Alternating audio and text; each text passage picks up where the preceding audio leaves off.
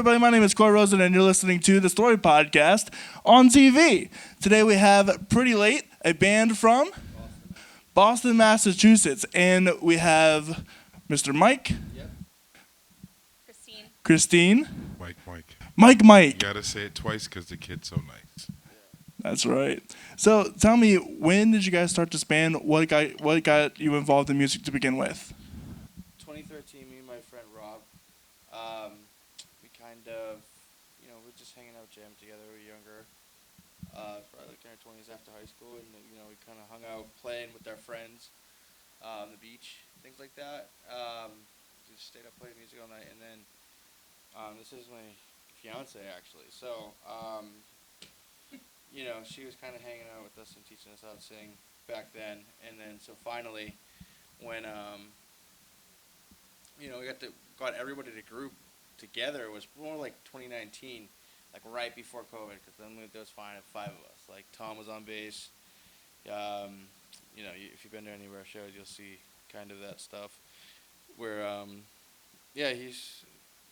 that's really that it. I don't know, right before COVID, and then when COVID hit, that's when we recorded the album.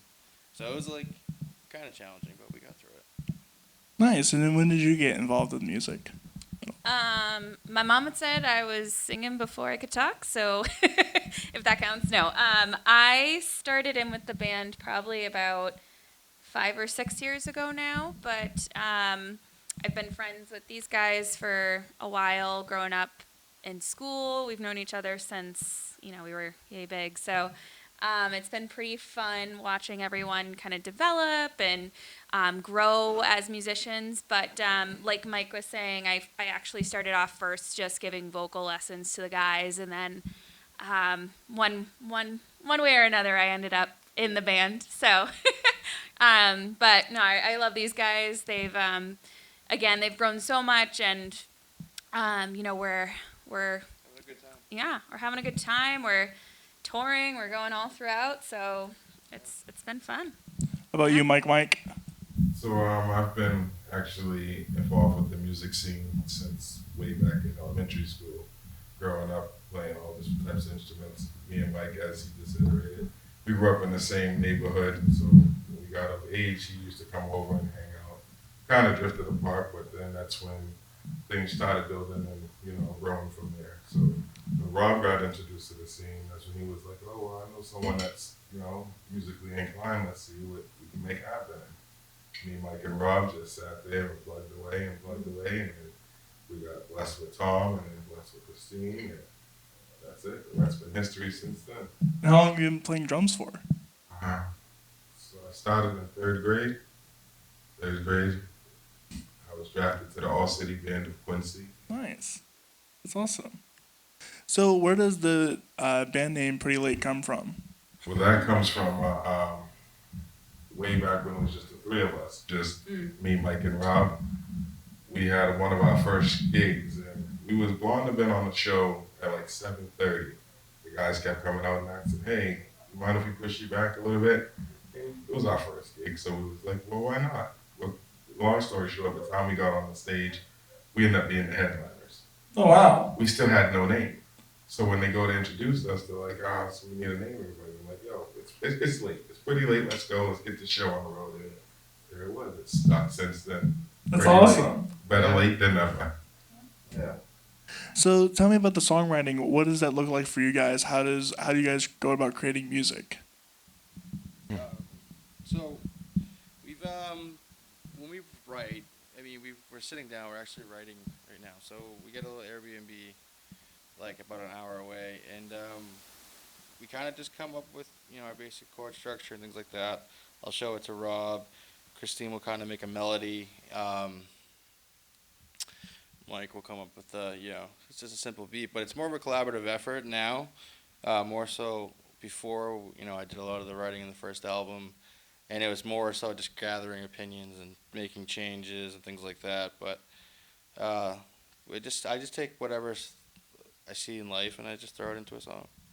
Yeah, I'd have to agree. It's very organic the way that we write. I feel like we'll just meet up at least once a week, have our, quote unquote practice, and find ourselves in a groove, and just kind of organically find our way through, and it all just kind of comes together. I feel like what Mike was saying, just finding anything kind of going on in life, just picking out a few words, and then we're stringing along verses, and it's just, it's a lot of fun. Nice. So you guys started with 3, and then you picked up 2 others. What was the reason behind that, having the 5-person arrangement? Well, I mean, we needed a bass player because me and Rob both played guitar, and we wrote some of the music. We know our way around that when we play it with just 2 guitarists and a drummer, but we needed a bass player. And then, it's having another vocalist that can sing a lot better than I can. Kind of frees me up to be more creative on guitar and not just be a boring rhythm guitar player and, singing and things like that. So it's been nice to add layers and harmonies and things like that. So I just didn't want to be just a regular 3-piece because there's a lot more room for stuff, in the future writing-wise, you know what I mean? To be able to bounce off somebody, especially when they can carry a good groove. Nice. So tell me about some of the techniques that you got, or what genre would you guys consider yourselves? I mean, we're just an independent, indie group, I guess. I mean, we don't really. I mean, I listen to all types of music, and we don't limit ourselves to one genre. If I feel like writing a reggae song or a rock song or, a pop hit, that's what I'm gonna write. You know what I mean? And it's pretty. It's I don't want to worry about so much what the sound's gonna sound like. I'm gonna be able to find an audience because everyone listens to everything. You know what I mean? Yeah, I feel like that kind of goes back to the way that we just write organically. It's kind of whatever's in that moment, feeling it out, feeling what feels right. And I feel like over the past 5 or 6 years as a group collectively, we've really been able to sync in with one another and get into that rhythm and almost anticipate one another, which is really cool to see in action. So yeah, I would wholeheartedly agree with that, what Mike was saying, that it's not just any, kind of one definitive. We very much bleed into other genres, quote unquote, you would say. Yeah, to add on what they said, it's because we all kind of come from different backgrounds.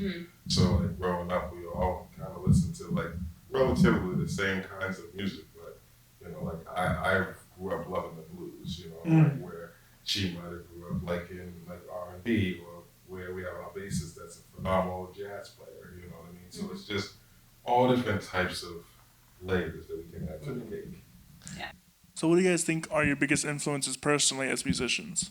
If you ask me, and they get sick of hearing me say, there's no group in the world that's ever going to compare to Rush. So if you're a musician, you have to be able to look at where the greats have done it and what they've done and be inspired by them.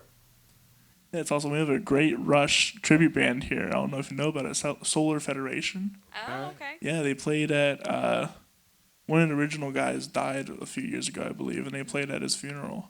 Oh, wow. Wow. Yeah. Wow. So they trusted him enough. How about you?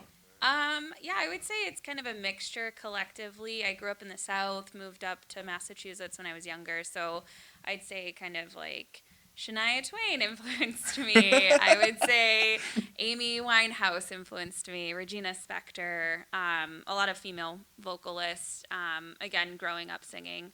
But, I mean, going to school, going to college, you learn about all the classics, the Beatles and Nirvana, and just exploring different music.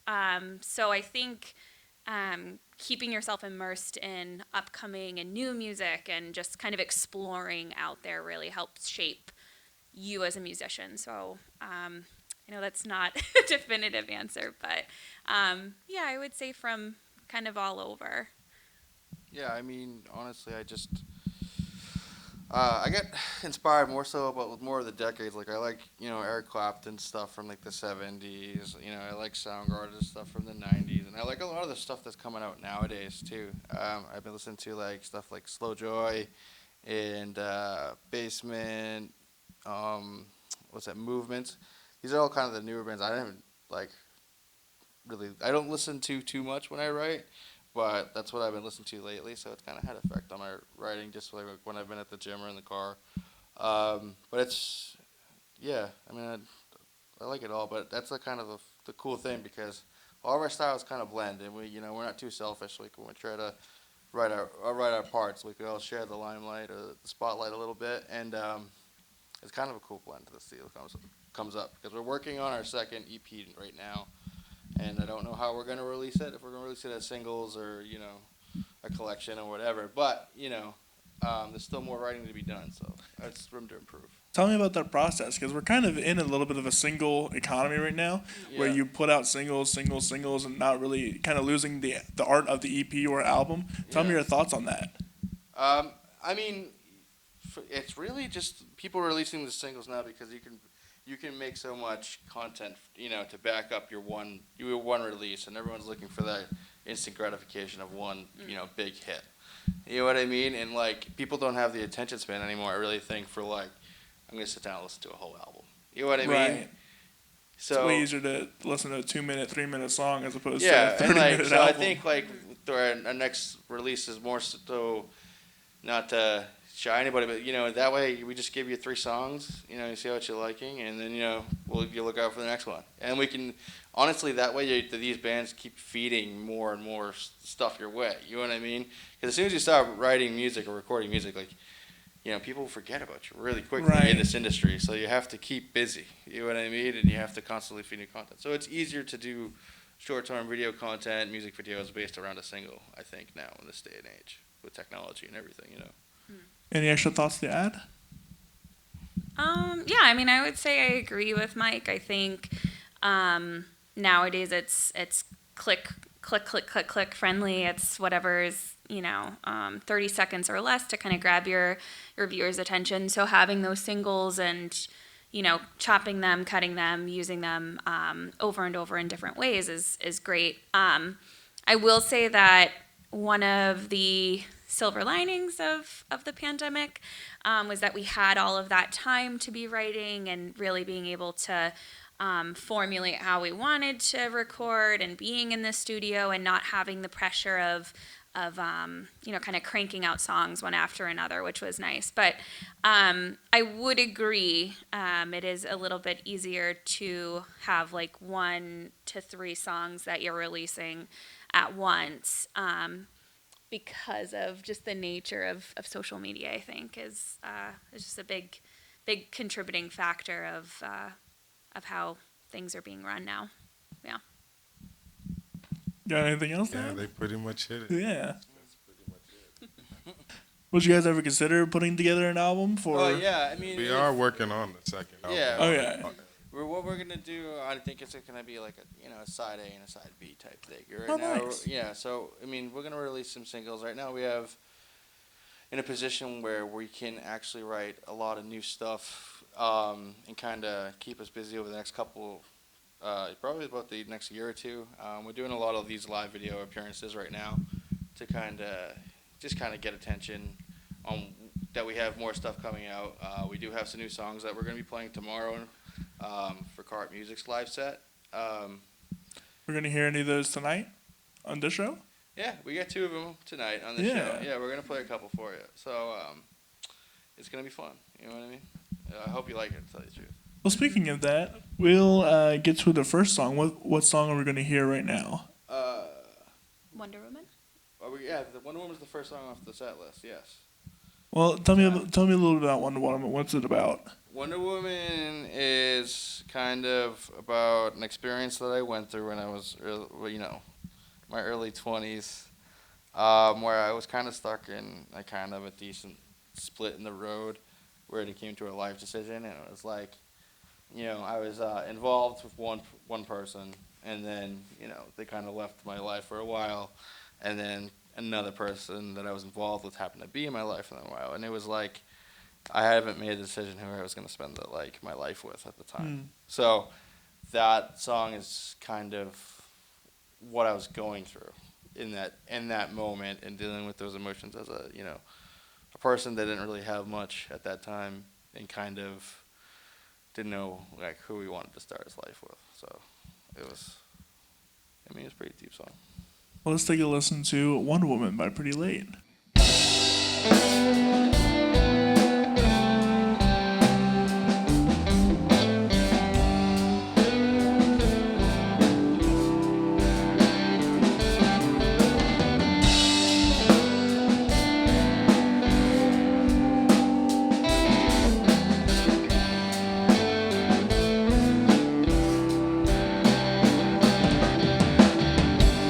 I don't know where you're going, but I know just where you've been. Trying to keep it together, for the walls start caving in. I can't keep my composure when everybody's in my face. Say I don't even know you, but my clothes are at your place. How do I move on when the days are standing still? How do I move on from me? Yeah.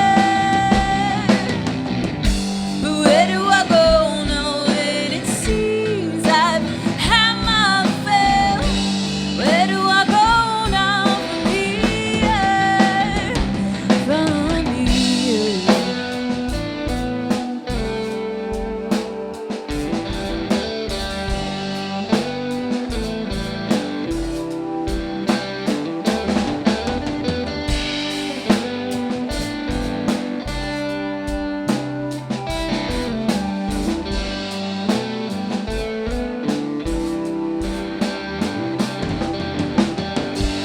Wonder Woman broke my heart. I never caught me first place. Slipped and fell from the start. To Lois Lane saved the day. Always said you hit real hard, yeah. It's a long drive from outer space, but you know I miss that part. And now I'm left with a broken face. How do I move on when the days are standing still? How do I move on from me? Yeah. Where do I go now when it seems I've had my fill? Where do I go now from here?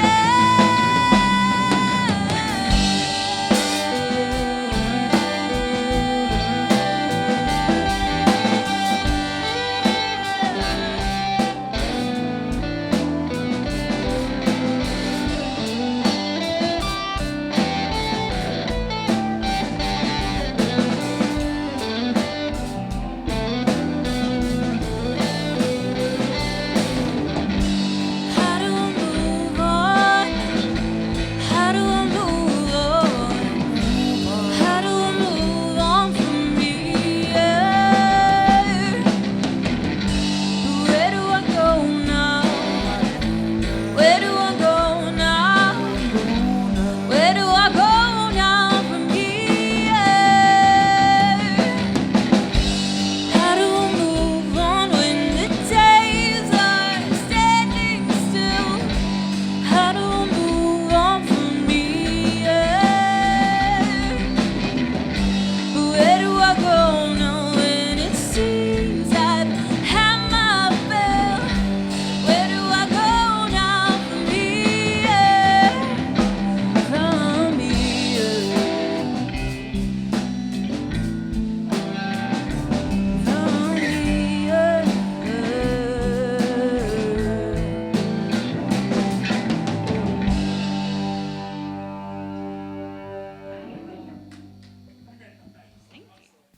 And that was Wonder Woman by Pretty Late. So you guys are from Boston. Tell me about the Boston scene. What's that look like? The Boston scene's awesome right now, honestly. Boston, I feel like during the pandemic, everyone was like kind of stuck in the house. So like a lot of new artists emerged from that period. You know, especially some people that were graduating high school that kind of go back to college. You know, people that were laid off. You know, they kind of went home and they found themselves again. So like it's a lot of the live music venues had trouble like surviving. Some like the Great Scott was a big venue in Boston that kind of went down. It didn't recover. But there's still a lot of venues that are giving a lot of local artists like chance to get out there and play, you know, and the scene starting to come together like, and starting to support each other rather than compete with each other. Nice. I mean, there's still like, there's like still like battle of the bands. There's a couple like battle bands like New England Music Awards. I think they're doing a battle of bands, and then there's something called the Rumble in the Boston. There's a battle of the band stuff. But on the other aspect, like a lot of the local art scene is kind of influencing the indie scene, just to kind of like, come together rather than just trying to like, one up each other. If that makes any sense. Nice. So when did you guys like officially start this band? I think like the 5-person lineup started 2019. Like Okay. like Yeah. when I'd say back in 2013, we were more just like a couple of guys jamming together. You know Sure. what I mean? Like so, like our full lineup when we made our Instagram, we did like our pages as we recorded our album. That was 2019. So Probably Porch yeah. Fest. Yeah, the Porch first Fest yeah, was the the first 2019. music festival that we did was locally in the Quincy area in the outskirts of Boston, Massachusetts, and I would say that was probably the first time 2019 all together performing. Yeah. Yeah, that was our first show, and that's when we finally had some music to play, like live. Like we did a couple shows as a 3-piece, but we only had a few songs. We did some short sets, and it wasn't anything major. It was more like just like featured at like it was like an art store type thing that we did one time. So from that point to now, what are some of the biggest changes from the band? Biggest changes. There's gonna be some news coming out. That's a big change, but I don't think I'm gonna reveal that on the show. You're gonna have to look out for that one, because it's not my place to say. But that is probably the biggest change that's going to be coming up. But I mean, A lot of growth, I should say. yeah, there's a lot. Our taste in what we're writing has changed. We're really sounding really mature. We're putting out better content. We're putting out we're trying to connect with our fans better. We're trying to get involved in the scene, kind of show up to local shows and support some of our friends that we played with in the past.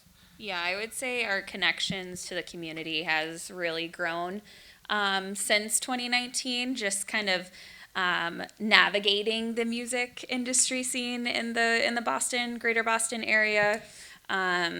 Making some friends. I know that we worked with Hush Harding for a couple of our videos. We have a couple of music videos out right now that you can check out. Guardrail is one of those. But just kind of immersing ourselves and making more connections and having those people in your back pocket, as they say. Yeah. So if you guys had to shout out any particular artists from the Boston area that people here in Lancaster should check out, who would you shout out? Like I said, we said Hush Harding, who filmed Hush Harding? our Take music band video. into Space Casino. Yeah, Space Casino is good friends of ours that we, they practice in the same building that we do. Boston local artists. Probably There's the Never- Sleds. Those are pretty cool. And then Never Gonna Make It. Yeah, never gonna make it. Yes, those are Great the local guys. artists that you definitely should check out. Never Gonna Make It. They got some really good potential. Reminds me of the stuff I used to listen to when I was younger, and it's just great. They're just really awesome. And I'll shout out Days, one of the Patrick that came on our show previously is from the Boston area, and also the Carrot Flowers.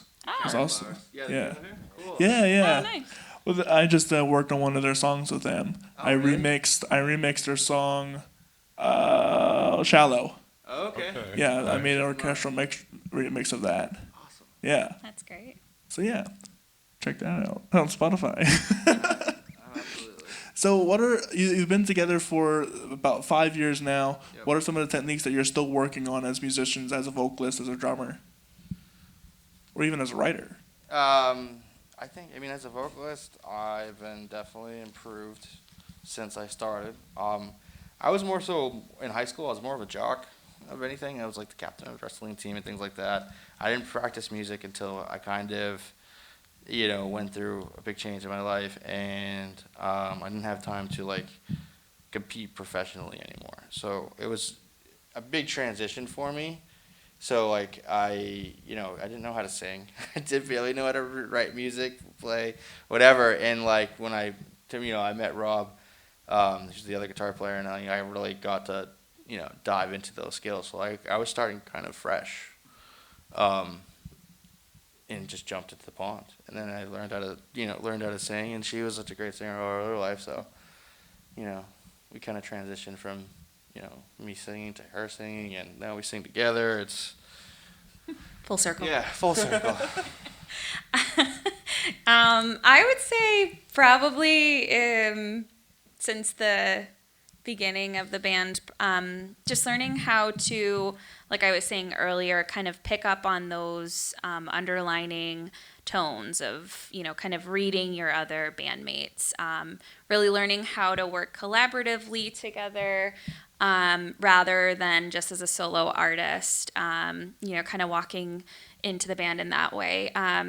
There was definitely a restructuring period for a lot of the vocals and kind of fleshing out how we wanted that to sound, with taking over leads. So, I would say probably just building our communication together, and kind of all levels of playing music and writing and, going out for gigs and such. So,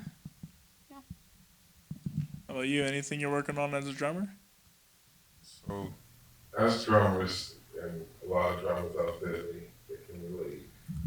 Anytime we step behind the kid, it's always, that next thing that you're trying to evolve or trying to clean up or whatever, from the basic of like the rudiments to trying to make more phrasing when you're playing, but yet also not taking away from the other members of the band, but adding to them, you know what I mean? So that's one of the things that I'm really every day, every time, like as I play, growing forward, is trying to just build my chops, as we say, like just to be able to just experiment on new things, make different layers, different phrases, and all in all, just to keep the group going, keep the heads moving.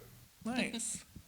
So is this something that is your full-time job at this point, or is that still something you're working towards? We're all still struggling musicians, but the dream is for this to be. Like when you ask when did it start, like I said, I've been doing this my whole life. Right. I know that they might have been dabbling. This is my life.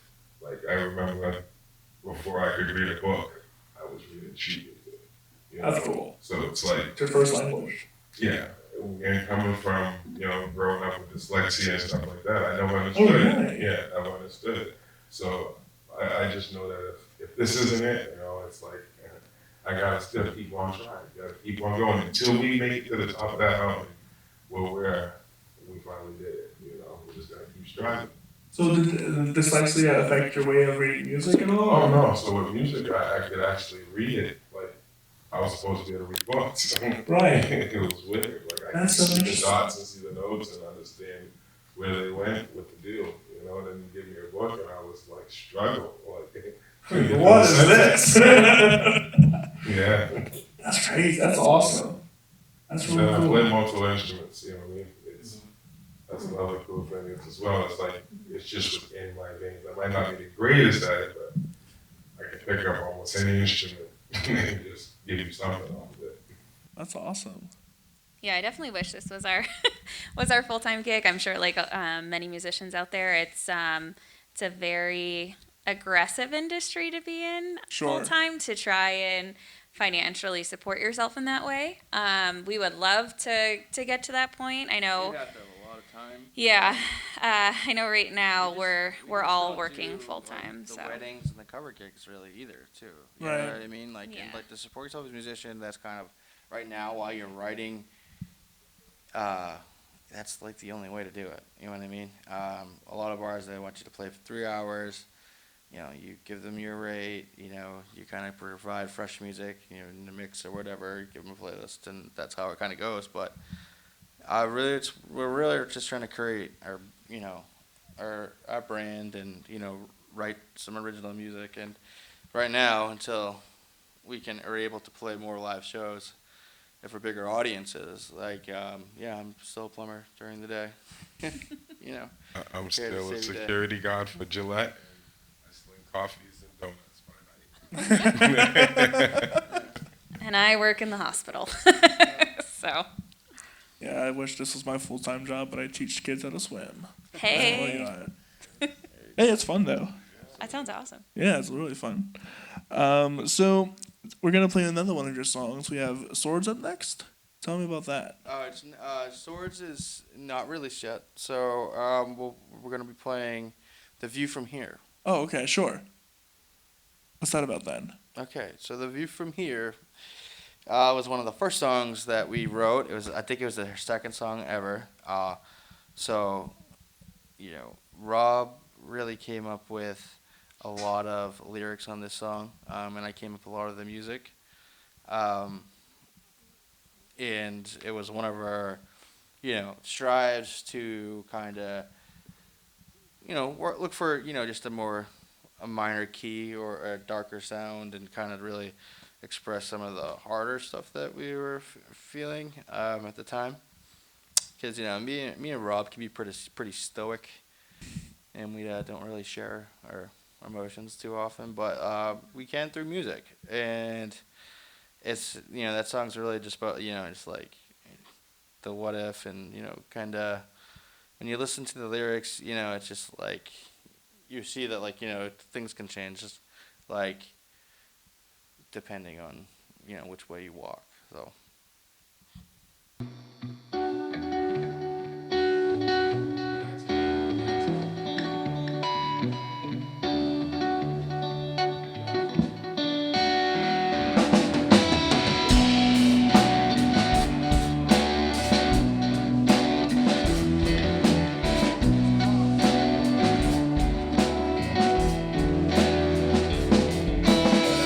These nights are ours.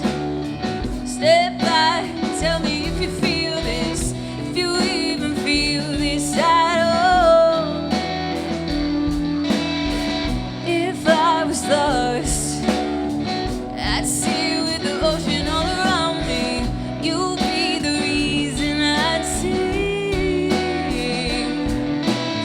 But I'll guess for air. I'm fed up with the faces staring at me. If I was found, I'd be fine. If I was found, I'd be fine. If I was found, I'd be fine. Stiff back from bending over backwards, sore throat from choking on my own words. Small steps, I guess, will be fine. My broke hands don't pick it up my own self. So sick, I'm sitting on the top shelf. If the view from you weren't so nice. So hold on. Weren't so nice. So hold on.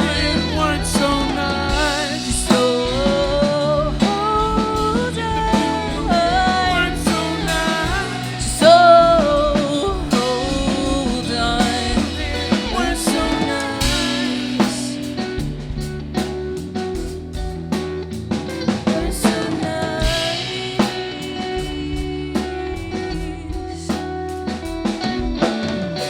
I don't believe a goddamn single thing you're saying. We just fight and lie through our teeth. But if looks could kill, you'll be digging on my body, bound tight and wrapped up in sheets. So look out below. You tread light when you're sinking in the deep end, but we haven't sunk so low in so long. No, we haven't sunk so low in so long. No, we haven't sunk so low in so long. Step back from bending over backwards, sore throat from choking on my own words. Small steps, I guess, will be fine. Broke hands from picking up my own self. So sick, I'm sitting on the top shelf. If the view from me weren't so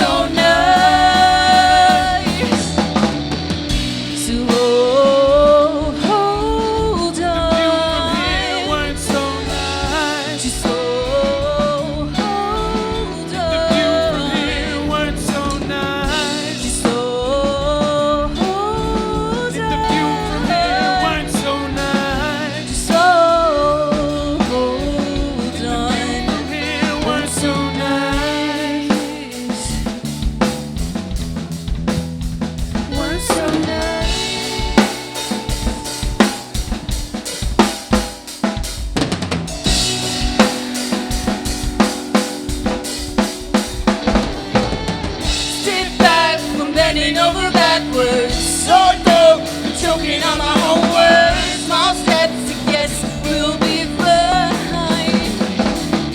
Broken from picking up my own self. So sick, sitting on the top shelf. It weren't so nice. So hold on. It weren't so nice. Just hold on. It weren't so nice. Just hold on.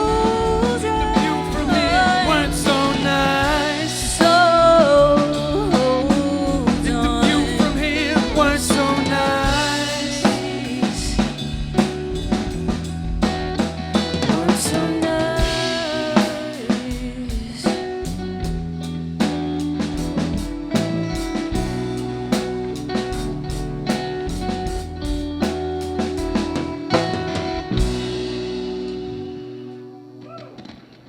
Being together for 5 years as a trio for longer, what are some of the most funniest or most embarrassing things you've ever had done on stage? Oh, Done on stage? Oh my god. One time I forgot the entire solo to a song and my beanie got stuck to a microphone. So it was like just stuck to my freaking head like this, and I was trying to pull the freaking beanie off, and it was just a terrible performance, and I was really exhausted. So yeah, and I bombed the song, but yeah, we got through it, and the rest of the set wasn't too bad. But that was probably my most embarrassing moment on stage, easily, because I don't like going through moments like that. I had to recover it, but I recovered gracefully, and we finished the night with charm. Funniest? What would you say, Mike? On stage or in practice, I had two moments. So when it was the earlier, just three of us in the Pretty Late, we was up on our first, one of our first rodeos, I should say. And in the midst of playing the set, my bass pedal just explodes. Explodes. Fire and everything? No. Fire would have been better because at least the show would have kept going. I look over to my guitarist, Mike, and I says, dude, I can't play. I'm done. So Rob looks at me, he's like, you gotta keep going. So I'm legit kicking the my bass bass drum. drum the whole time. I'm like, I gotta keep going. That's one workout. And then, what is it? Well, 3 shows back, we was at a place, it was like a little hole in the wall. It's how we ended up being. But they had no drum monitors. They had a fancy speaker, but it didn't work. So in the mid-set, it just cuts off, and I lost everybody. I'm not gonna lie. I lost everybody. So they're all facing out to the crowd. I'm behind them, like always. So I'm trying to figure out where everybody's going. I can't hear nothing. Next thing you know, I'm just playing, and I'm just going. Everyone looking. She's looking at me like, we gotta cut it. We gotta go. And it's like, I don't know where we're at, but let's just try to do something. I'm over there like trying to like lead you. I'm like, here we go. I have no sound. So we've had some ups and downs. Nice. You get through, these like hiccups happen during the set all the time, but the crowds can be understanding, most of the time. Sometimes it's just like, what the hell is going on, and they could walk out. But I think every musician's had that moment. We've had some funny moments, but we've had a lot of good, impressive moments as well. We shock ourselves. And sometimes some of the moments, depending on where the crowd is, it kind of goes underneath, sometimes real quick. Yeah, people don't even know. Yeah, right. They come to our shows often like, no, that song was a little different. No, you missed that part, didn't you? There's a couple times Christine out there like, did she just sing the same verse twice? No, it's all Like we're ready to go to the bridge and it's like, sounds great. We're good.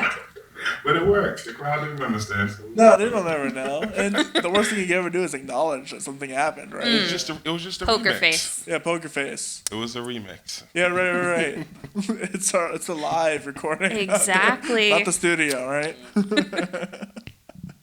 So, over your years, what are some of the best advice that maybe you have been given or that you would give other musicians in this area or this space? Just, Stay true to yourself. yeah. Don't ever give up your vision. Don't ever give up what your passion is and your goals are. Just stay true and, just keep trying and striving for the best. You know what I mean? Regardless, because you're gonna hear haters, as we're gonna call them. You're gonna hear people that just don't like it. You're gonna mess up. You're gonna have times when you're not doing the greatest, but you just keep trucking forward because it will all pay off.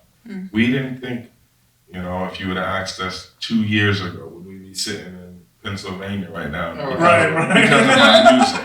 You know what I mean? Like, yeah, we could have rode down. Yeah, we could have go anywhere inside of any part of the world. Yeah. But to be here right now on this platform to discuss our talents and discuss our passion, even if it ain't like Aerosmith for the rest of them, but it's still a start. You know what I mean? Like, one day we're going to look back when we're in Hollywood like, dude, we made it. Like, we didn't climb the ladder. One day I'll be like, you know who I had on my show? Pretty Light. Hey. If I could add anything, definitely, I would say, start early, stay busy, and just don't let anyone stop you from believing that you can be a musician. It's just there's many ways to achieve, success, and it's not measured by how many people listen to your music, or how much money you make. It's about how happy it makes you make, and if you can, see yourself doing it, whether you make money or not. But you stay busy and just try not to lose your soul to the machine along the way. But you still have to be a part of it to climb the ladder and to support other people that are trying to do the same thing. So I'd say the best advice that was given to me is to just stay out of your own head.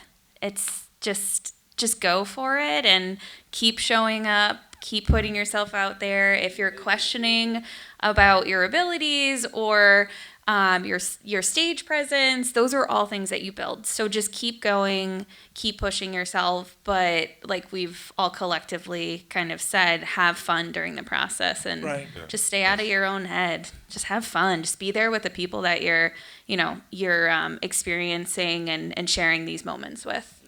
Yeah. To piggyback off what you said is defining success for yourself is the most important. Don't let anybody else define success for you. You should define success for yourself. Yes. Yeah. So what are some of the maybe, speaking of best advice, how about the flip side? What are some mistakes that maybe you have made or seen other musicians make in this industry, and how can we curb that for the future? Definitely be careful of all the people that, say that they're going to help you, and it could be a scam. Oh, yeah. Lots of that stuff happens on the internet. There's a lot of people avoid pay-to-play shows and getting roped into selling a bunch of tickets and begging your family to come and this and that. Those are the definite thing. Copyright your stuff. I was gonna say Yes. that if you're doing recording, make sure you get your Copyright masters. everything. To ASCAP and all those music things, so that way you can get plays for stuff that you didn't even know where your music was playing. You're getting your royalties. Right. So definitely copyright, register your songs. Like we didn't register our first album. We copyrighted it. Piggyback on that. But Not everybody does it because nowadays it's 2024. People want to use their tablets and phones or voice memos. Go back to the old school, the old way, and get yourself those book. We don't go nowhere without our book right now. And our book is sitting right now. It's a holy grail. You have a book with every single one of our lyrics that we might have written back in 2013. What I'm saying is, there's never going to be a person out there that can take our stuff and say that it wasn't ours. Right, you got a book. Date it. Yes. Scribbles. I have all of our thoughts. Scribbles, and little stuff thoughts, like side that. It's notes. like our community journal, a musical journal. It's all where we try to come up with our own ideas. So That's a big thing. If anyone out there, you just want to always it's definitely back yourself It up. would definitely, in a court case, it would be good evidence. It's all of our handwriting in it. Just saying. Get a book. Get a book and write all your thoughts into it, and keep all the bad ideas, because sometimes when you come back to them, you can recreate them. Yeah. So. So you always, write something and then maybe you haven't lived the proper amount of life to write to fill the rest of it out. Exactly. Yeah, you gotta record everything, get video pictures of everything, of all your times. We're gonna be old and gray sometimes, so when you're making music, you want proof of it. That was me. So we're gonna have one more song from you guys. What will that song be? So we had, Guardrail is probably one of our biggest hits. No, it's a release song. They're gonna be playing it, so it needs to be released for them to play it, obviously. So the name is Guardrail, and Guardrail is a song about a terrible day that I had and the feelings I was going through on the way home So you can take that as it's pretty self-explanatory when you look at it that way. Well, let's take a listen to Guardrail by Pretty Late.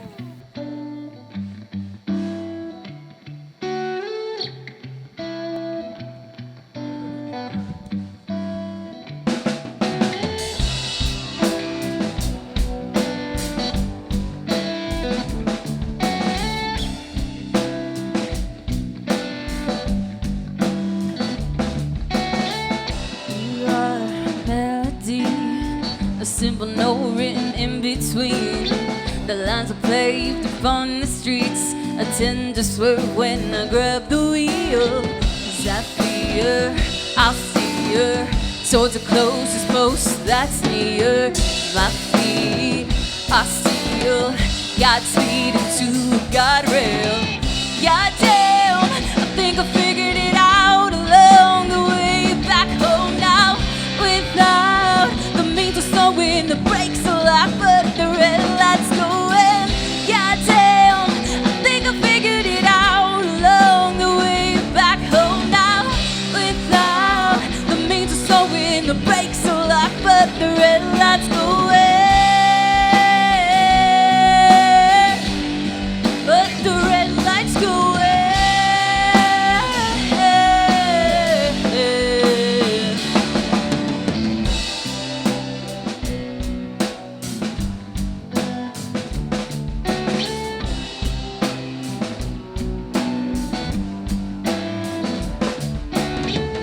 You are symphony. You graduated with that good degree. Now you're waiting at home for me. I'm on your nerves, certainly.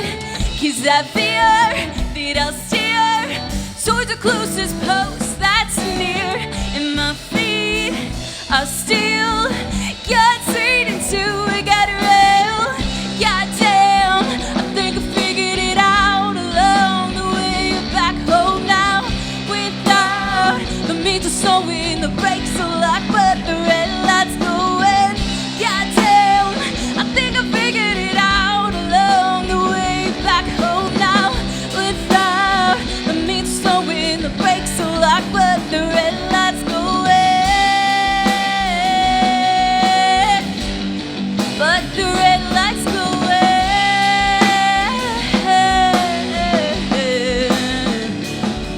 The red light, the red light, the red light.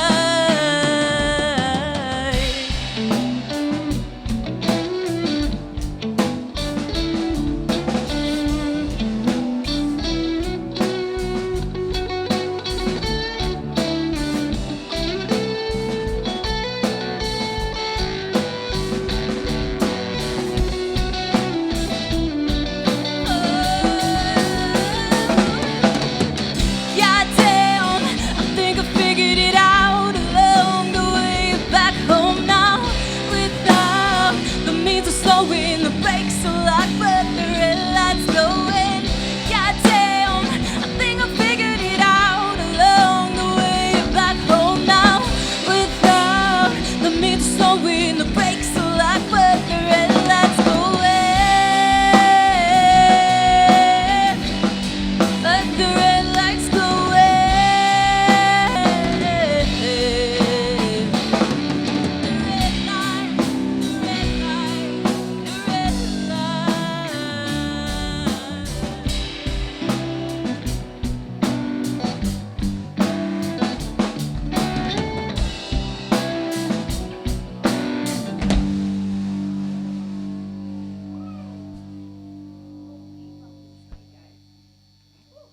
And then we're back from Guardrail. So tell me, where can people find you guys? Where are you guys going next? You can find us on all social media and like major platforms, Spotify, YouTube, Reverb Nation, Apple Music. Apple Music.